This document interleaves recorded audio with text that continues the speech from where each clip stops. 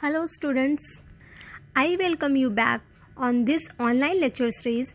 Welcome to Wisdom Classes by Mazbin Siddiqui. I hope you all are fine for these critical days. Now we started. So we have completed 2 chapters from the book and today we will begin a fresh new chapter number 3. This is population composition. Let's start introduction and definition of population composition. Population composition is also known as the demographic structure. It refers to these characteristics of population which are measurable and are helpful in distinguishing one group of people from other. Among the various components of population composition, age, sex, literacy, place of residence, rural or urban, and occupation hold the prime place in population studies. These components are helpful in setting future agenda for development. जनसंख्या संरचना को जनसांख्यिकी संरचना के रूप में भी जाना जाता है.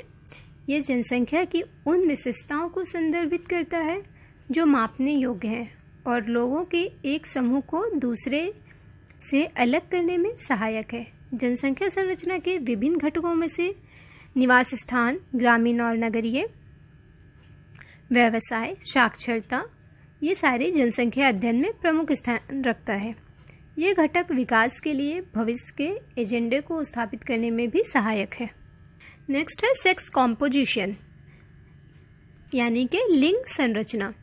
Sex composition is studied with the help of an index called sex ratio which reflects the balance between males and females.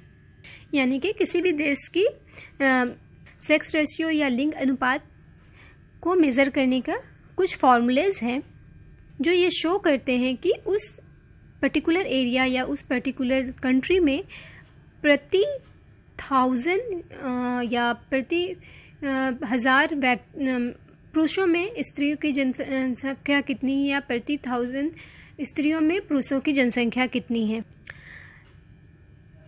In some countries, it is calculated by using the formula male population divided by female population into 1000 or the number of males per 1000 females.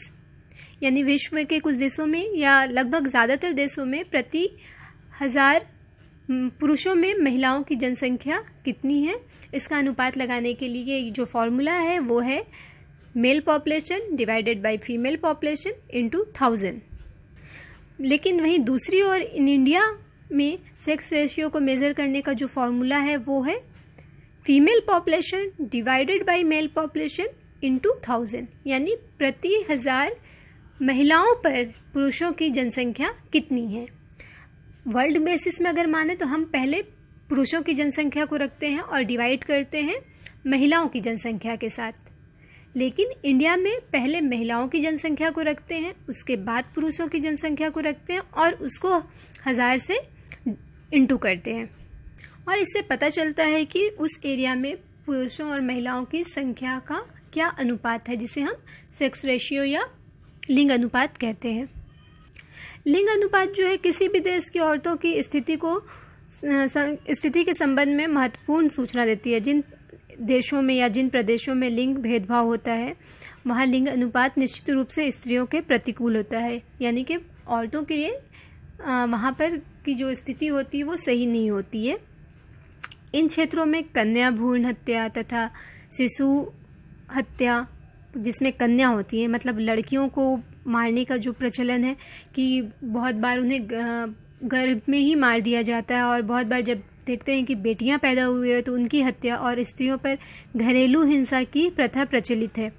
इसकी एक वजह यह भी हो सकती है कि इन क्षेत्रों में स्त्रियों की सामाजिक आर्थिक स्तर का निम्न होना हो सकता है. यानी ऐसे क्षेत्र है जहाँ पर औरतों की दशा सही नहीं है, वहाँ पर अक्सर देखा जाता है कि औरतों के साथ शोषण हो रहा है, औरतों पर अत्याचार हो रहा है, बेटियां पैदा नहीं होने दी जा रही है, गर्भ में मार दिया जा रहा है या फिर अगर बेटियां पैदा होती है तो उन्हें पैदा होते साथ मार दिया जाता है. जिसकी वजह कर क्या होता है उन क्षेत्रों में औरतों की कम जनसंख्या या लड़कियों की जनसंख्या कम हो जाती है और पुरुषों की जनसंख्या उस क्षेत्र में अधिक होती है. लेकिन ऐसा भी नहीं है कि जानने वाली बात यह है कि जिस एरिया में जनसंख्या में सिर्फ स्त्रियां ही अधिक हो, उसका ये मतलब नहीं है कि वहाँ पर स्त्रियों की उनका स्तर बेहतर नहीं है, बल्कि ये भी हो सकता है कि पुरुष जो है उस क्षेत्र के रोजगार के लिए अन्य क्षेत्रों में प्रवास कर गए हों या माइग्रेट कर गए हों। ऐसे क्षेत्र जहाँ पर अक्सर देखा जाता है कि ज़्यादातर उस क्षेत्र के पुरुष जो है माइग्रेट करके, चाहे रोज़ी रोजगार के लिए हो या स्टडी के लिए हो, दूसरे देश चल जाते हैं, दूसरे जगह चल जाते हैं, तो उन क्षेत्रों में भी क्या होता है कि स्त्रियों की जनसंख्या अधिक हो जाती है और पुरुषों की जनसंख्या कम हो जाती है। इस तरह अगर हम देखें तो विश्व की जनसंख्या में औसत लिंग अनुपात प्रति 100 स्त्रियों पर 102 पुरुष है, यानी वर्ल्ड का जो टोटल सेक्स रेशियो है वो 100 औरतों पर 102 पुरुष है। मतलब हर 100 औरतों के साथ 2 पुरुषों की मात्रा अधिक है। विश्व में उच्चतम लिंग अनुपात जो है, सबसे ज़्यादा हाई सेक्स रेशियो है, वो कंट्री है लताविया, जहाँ पर प्रति 100 स्त्रियों पर 85 पुरुष है या मेल है। यानी कि लताविया जो कंट्री है वहाँ पर 100 फीमेल्स पर ओनली 85 मेल्स अवेलेबल हैं। मतलब वहाँ पर औरतों की संख्या अधिक है और पुरुषों की कम है। इसके अपोजिट अगर हम जस्ट देखें लिंग अनुपात या सेक्स रेशियो, तो यूएई में दर्ज किया गया है, जो लताविया का जस्ट अपोजिट है। यहाँ पर प्रति 100 स्त्रियों पर 311 पुरुष हैं। मतलब यहाँ पुरुषों की जनसंख्या बहुत अधिक है और स्त्रियों की कम है, यानी कि 100 स्त्रियों पर 311 पुरुष, यानी 211 लोग अधिक हैं 100 स्त्रियों के पर। तो लेकिन ये ऐसा नहीं है कि यहाँ पर औरतों का शोषण है या कुछ। यहाँ पर अक्सर देखा गया है कि दूसरे कंट्री से आने वाले जो पुरुषों की संख्या है या मेल्स जो हैं, बहुत बड़ी तादाद में रोज़गार की तलाश में यूएई कंट्रीज़ में आए हुए हैं, जिसकी वजह कर क्या है कि औरतें जो है रोज़गार के लिए बहुत ज़्यादा बाहर नहीं जाती, बहुत कम परसेंटेज होता है जो, वो भी अगर अपने कंट्री में है तो इन दूसरी कंट्री में थोड़ा सा रेयर है औरतों का जाना। लेकिन पुरुषों का बहुत ज़्यादा बड़े तादाद में माइग्रेशन देखने को मिलता है रोज़गार के लिए। तो यूएई ऐसा कंट्री है जहाँ पर रोज़गार के लिए दुनिया भर से पुरुषों की जनसंख्या आती है, जिसके वजह कर यहाँ पर की जो लिंग अनुपात या सेक्स रेशियो प्रति 100 व्यक्ति पर 311 पुरुष है। अब बात करते हैं हम, नेक्स्ट पॉइंट हमारा है एज स्ट्रक्चर या आयु संरचना। तो आयु संरचना में हम क्या देखेंगे कि हम अभी तक हम सिर्फ पढ़ रहे थे पुरुष और महिलाओं की जनसंख्या के बारे में, जिससे हम 2 हिस्सों में एज को जनसंख्या को ले रहे थे। लेकिन अब जनसंख्या को हम यहाँ टुकड़ों में बांट करके देखेंगे एज वाइज। तो एज स्ट्रक्चर का थोड़ा सा हम डेफिनेशंस देख लेते हैं। Age structure is an important components of demographic structure. It refers to the number of people belonging to different age group. The age composition of population is any country or region is analyzed on the basis of age groups. Generally, the population is categorized into 3 broad age group. किसी भी जनसंख्या को किसी भी area में नापने के लिए वहाँ जनसंख्या को अक्सर हम देखे हैं कि कुछ हिस्सों में बांट दिया गया है। और नॉर्मली हमारा जो जनसंख्या है उसको हम लोग 3 हिस्सों में कैटेगराइज किए हैं।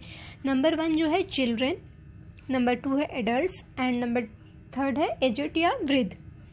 पहला जो चिल्ड्रन वाला कैटेगरी है उसको हम जिस एज ग्रुप में बांटे हैं वो है 0 to 14 ईयर्स, यानी 0 से 14 वर्ष की आयु तक के जो लोग हैं उन्हें हम पहली कैटेगरी यानी कि चिल्ड्रन, बच्चों की कैटेगरी में रखते हैं।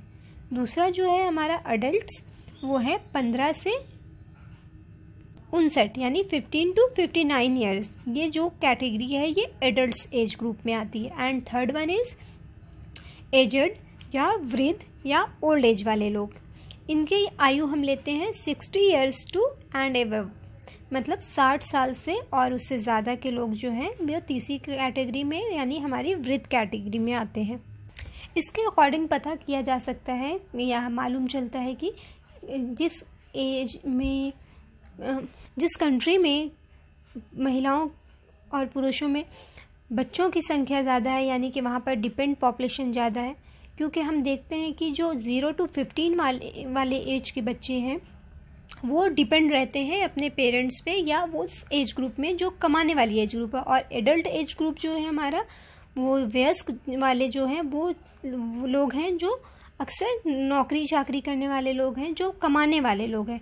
लेकिन जिस कंट्री में हम देखेंगे कि बच्चों की संख्या ज़्यादा है या वृद्धों की जनसंख्या ज़्यादा है और एडल्ट्स की जनसंख्या कम है, तो वो कंट्री थोड़ा सा डेवलपमेंट में पीछे रहेगा, क्योंकि वहाँ पर डिपेंड रहने वाली जो पॉपुलेशन है वो अधिक है।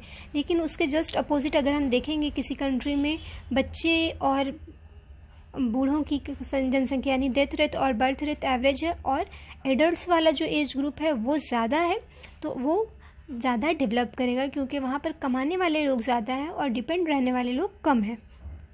इसको ज़्यादा अच्छे तरीके से समझने के लिए हम इसको एज सेक्स पिरामिड के रूप में पढ़ते हैं, यानी आयु लिंग पिरामिड।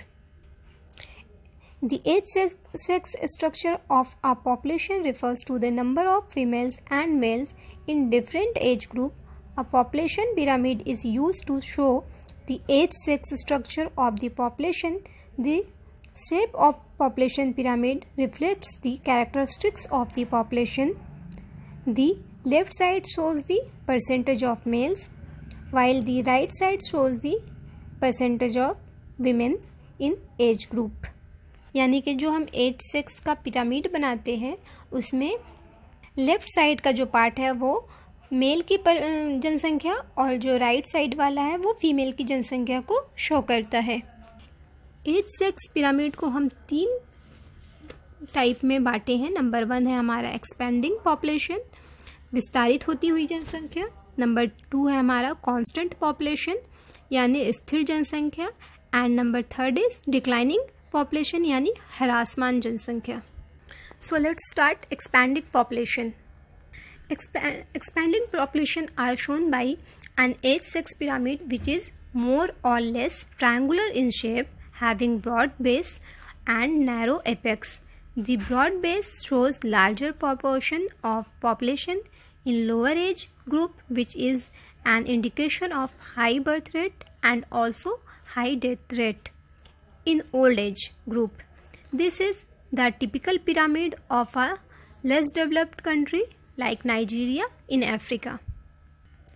Number 2 है constant population, a bell-shaped pyramid which is tapered towards the top shows that the birth rate is almost equal to death rate, which leads to the near constant population.